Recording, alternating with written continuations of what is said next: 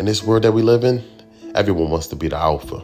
Everyone wants to be the boss and call the shots. To keep it 100, most people can't handle the responsibilities. Pride and ego could be your worst enemy. Remember, pride doesn't do anything but hurt. All it does is force men to make illogical decisions and crash out. Tonight, we're going to discuss the issues between Haitian Jack and Jimmy Henchman. What seems like a big misunderstanding according to their phone conversation, but we're going to get to the bottom of it. Many hip-hop artists and street guys cross paths with these two men. Many have a lot to say about these men, whether it's on wax, whispers, or even in the YouTube comments. It's never direct. Now, the two called each other friends at one point. Rubbing shoulders, both men had the same hustle, and both men were in a lot of entertainer pockets. We all could agree that these men were bosses in their heyday. Both men denied being involved with some of the actions performed by their own crew, but a boss is highly responsible for the actions upon his own crew. The two ended up having a fallout, and whatever it was, Jimmy Henchman didn't think Jack should be still living. Jack was delivered some information that might have saved his life. While maneuvering in life, be careful how you treat others. If you treat them good enough, they tend to serve as spies without the intentions. You know that one person you don't really have a strong relationship with, but you always speak and have good vibes, and they always give you the heads up when they hear something. These two men was involved with the same people in the same circle. It was an event where Henchman and all of his soldiers were sitting at the big table, and he mentioned that Haitian Jack had to go. It was not one, but two people that got the news back to Haitian Jack. Jack knew he had to stay alert from there on. Now, we all heard Henchman's reaction during that phone call between both of the men when Jack mentioned it. See, that caught Jimmy off guard. He didn't acknowledge it. He didn't even address it. He went on to change the subject. See, what I like about Jack is that he's not going to tell you everything he knows. He may throw something out there just to see your response, but he pretty much already knows the answer. He just wants to hear your response. But during conversation, he's very patient. He listens. He knew everyone's weakness around him. He knew Pac's weakness, Jimmy's weakness. He knew they wouldn't last long. But both men having lots to prove. The ones with the most to prove are easily tricked out of their spot. That's why Jack is the last man standing. Now, let's talk about the situation in Miami, where Jimmy Henchman allegedly sent guys out in Miami to situate Jack. Jimmy Henchman claims he didn't find out about the incident until after it happened. If you listen closely to that phone conversation, he didn't deny the hit. I didn't find out about that until after it happened. That's basically saying, yeah, I've been trying to you, but not on that day. But even if Jimmy didn't send the hit, his soldiers did what they were supposed to do.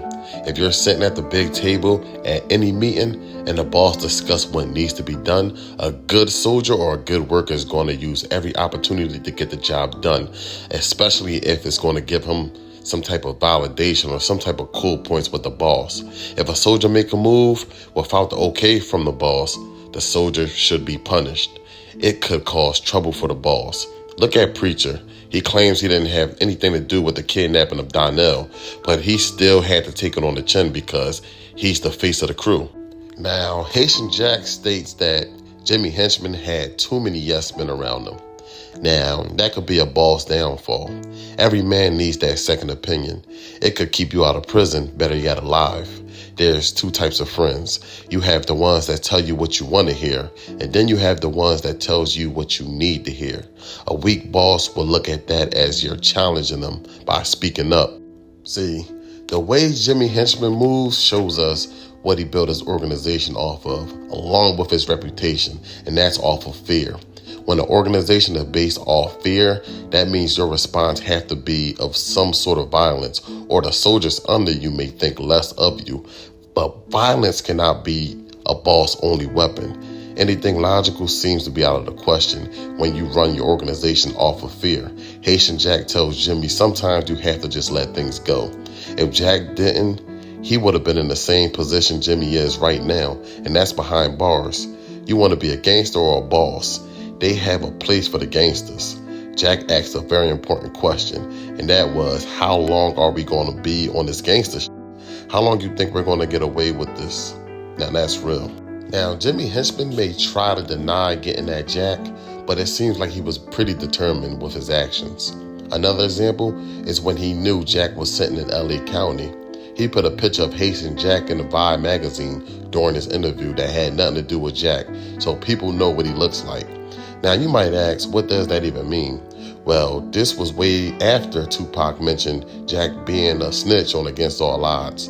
So with that being in the air and his name being attached to Tupac drama years before, also knowing that the West Coast had love for Pac, Jimmy thought that would get Jack touched in prison in some type of way. And Jimmy also went as far as getting his lawyer to make a public statement stating that Jack was in DR under protective custody under a different identity. Now, for a lawyer to make a public statement like that, it'll kind of make you think, especially with all those snitch allegations already being in the air. I guess when they can't defeat you in the streets, they start making up lies. But y'all heard what I said earlier, right? None of those shots were direct. The events that occurred involving these two men weren't direct either. So the question is, was there some type of fear, or was it a game of chess? Jimmy Henchman tried to finish Jack, but ended up getting taken out the game himself, doing life in prison. Now, Haitian Jack escaped death and prison. Today, he's walking around a free man. Yeah, he was deported, but was that really a now? He's on an island with nice weather and beautiful women. Plus, what is he really missing being here in the U.S.? He ain't missing nothing, but getting deported might have saved his life. But, that's it for the night, man. All y'all subscribe, hit the like button, get involved, hit me up in the comments, let me know what y'all think. I'm out. Thanks for watching.